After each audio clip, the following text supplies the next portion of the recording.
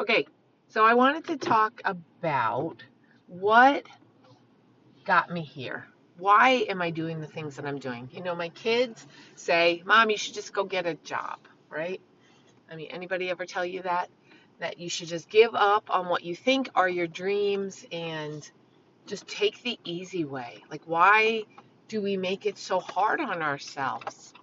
Um, and so let me tell you a little story. So when, oh gosh, where do I want to start?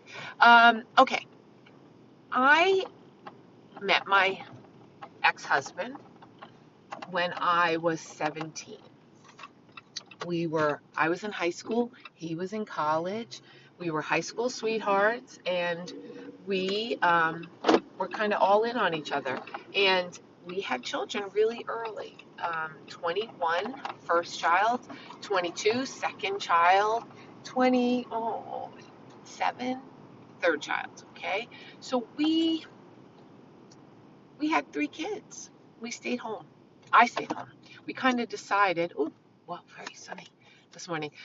We decided one of us was going to stay home, and I was nursing, so I stayed home.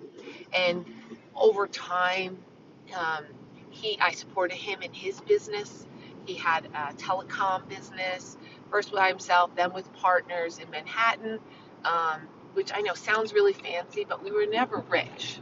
You know, when you have a partnership like that and you're doing self-employment or having your own business, you have to, if you have a partner, one of the partner's job is to make it work, and the other one is to bring in the money, right? That's the perks of having a partnership.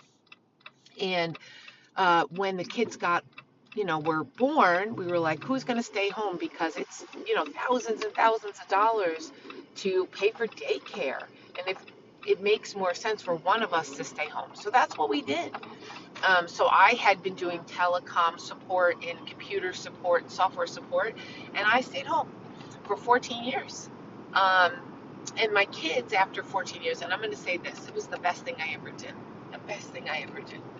Um, Investing in your children when they're young, spending that time will not only set them up for life, but also set up your relationship for life. So I highly encourage, I know it's hard.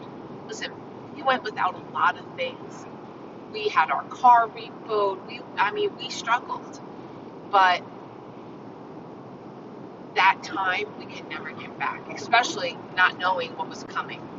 So 9/11 happened. My ex-husband was involved in that.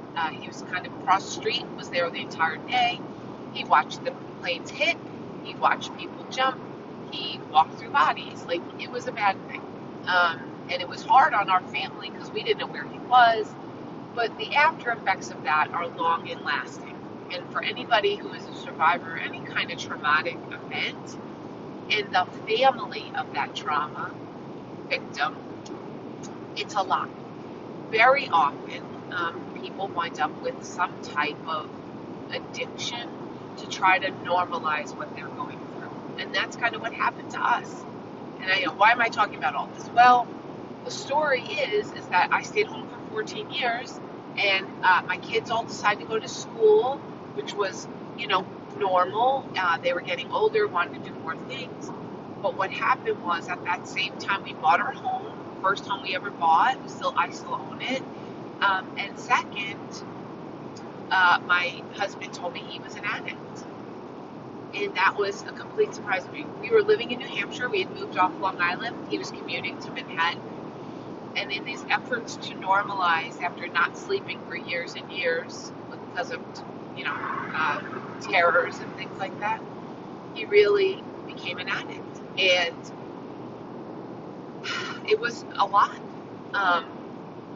But I am somebody that always makes lemonade.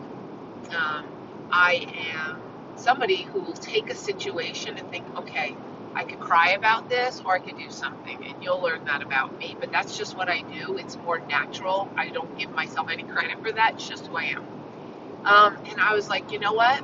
I could go to meetings and be sad and frustrated and mad that I'm in this situation, that he's bankrupting us, that he's doing all these things. Or I could go out and create a life in a little world that I can control. And that's what I did.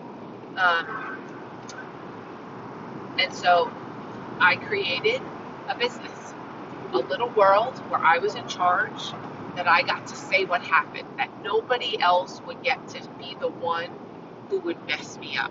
Nobody else would be the one who would bankrupt me. Nobody else's choices would impact what I was deciding to do. So I was all in on my responsibility of being independent, and I figured at this point I could have gotten a job, and at some point I did, but I also thought I was my best bet. I believed enough in myself to bank on me, to risk on me, that the dividends of investing in myself and in my dreams and in my efforts would greatly surpass getting a job, probably entry-level job after being out of the market for 14 years. So I started a store. I started a candy store. It wasn't the business I actually planned for. I planned for a whole different business plan, all the things. And I went to look at spaces for that other business, and I found this one location, and that coincided with me going to lunch with a girlfriend and wanting something sweet after, because we're dessert people in my family, and there was not really anything for dessert. And I was like, you know what? This would be a great candy store. And hence, Life is Sweet was born. Part 1, to be continued.